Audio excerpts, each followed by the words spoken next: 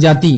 تو اس کا علاج کا آپ نے طریقہ بتایا کہ اگر کسی شخص کی نظر کسی کو لگ جائے اور نظر بد کا لگنا حق ہے، یاد رکھی، کسی کو آپ نے دیکھا اور اللہ کی تعریف نہ کی اس پر تو اس کو نظر لگ جاتی ہے، ٹھیک ہے، حتیٰ کہ آپ نے فرمایا اگر پہاڑ کے اوپر بھی پتھر ہو اور کوئی اس کو نظر لگائے تو وہ اس نظر کی وجہ سے نظر بد سے نیچے گر کے چورا ہو جاتا ہے۔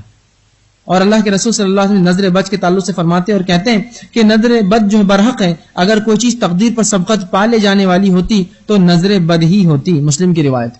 تقدیر پر اگر کوئی چیز سبقت پاتی تو نظر بد ہے۔ اسی طرح آپ صلی اللہ علیہ وسلم فرماتے ہیں ایک دوسری روایت کے اندر جو کہ صحیح الجامع کی روایت نے فرمایا، اللہ کی تقدیر و فیصلے کے بعد سب سے زیادہ میری امت کے لوگ جس چیز سے مریں گے وہ نظر بد ہوں گی۔ لوگوں نے کہہ دیا کیا خوبصورت انسان ہے اور بخار آ کے مر گیا ہو، اور کیا اچھا فلاں ہے اور وہ اس کو فلاں ہوا، بیمار ہوا اور مر گیا ہو۔ تو اگر رسول اللہ فرماتے ہیں میری امت میں تقدیر کے بعد اللہ کے فیصلے کے بعد اگر کسی چیز کی وجہ سے لوگ مریں گے سب سے زیادہ تو نظر بد کی وجہ سے مریں گے۔ ہم ذکر و اذکار کرتے نہیں، اگر ہم یہ کہتے کسی کی اچھائی دیکھ کے ماشاء اللہ، تب کہاں نظر بد لگے، لیکن آپ نے کہا ارے باپ رے، ارے اماں رے، ارے کتنا اچھا ہے رے، اور نظر بد لگ گئی اور فوراً انسان بیمار ہوا۔ رسول اللہ کے دور میں ایک واقعہ ہوا، آپ صلی اللہ علیہ وسلم نے ایک صحابی کو دیکھا، وہ اچانک اچھے تھے اور کب کبھی چھوڑ کے بیمار، بخار آ گیا شدید تیز۔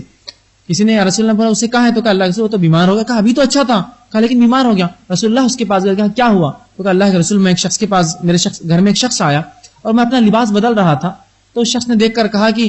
جو ہے تمہاری جلد تو اتنی خوبصورت ہے، کماری لڑکیوں کی بھی نہیں ہوتی، وہ بڑے خوبصورت تھے صحابی دیکھنے دکھانے میں۔ تو بس اس نے کہہ کر چلا گیا اور بس مجھے بخار چڑھ گیا۔ اللہ کے رسول نے اس شخص کو بلایا اور بلا کر کہا کہ تم اللہ کا ذکر یا جو ہے تم نے ماشاءاللہ کیوں نہیں کہا جب اس کو دیکھا، کیا تم اپنے بھائی کو مارنا چاہتے ہو، اس کی موت تم چاہتے ہو کہ مر جائے؟ تو کہا اللہ کے رسول نہیں، تو کہا وضو کرو، اور اس شخص کو اللہ کے رسول نے وضو کرایا اور پانی ایک ٹب میں جمع کیا، چونکہ معلوم تھا کس کی نظر لگی، اور اس کے بعد اس شخص کو جس کو نظر لگی تھی اس کو بٹھایا اور اس کے سر سے وہ پانی ڈالا جو اس کے وضو کا پانی جمع کیا گیا تھا۔ یہ ہے شرعی علاج نظر بد کا۔ اب ہمارے پاس کسی کو نظر لگ جائے تو کیا کرتے ہیں؟ شرعی علاج کا اب معلوم بھی ہوگا کہ نہیں کراہت آتی ہے، کلی کریں گے اس میں ناک کا پانی وہ نہیں کر سکتے،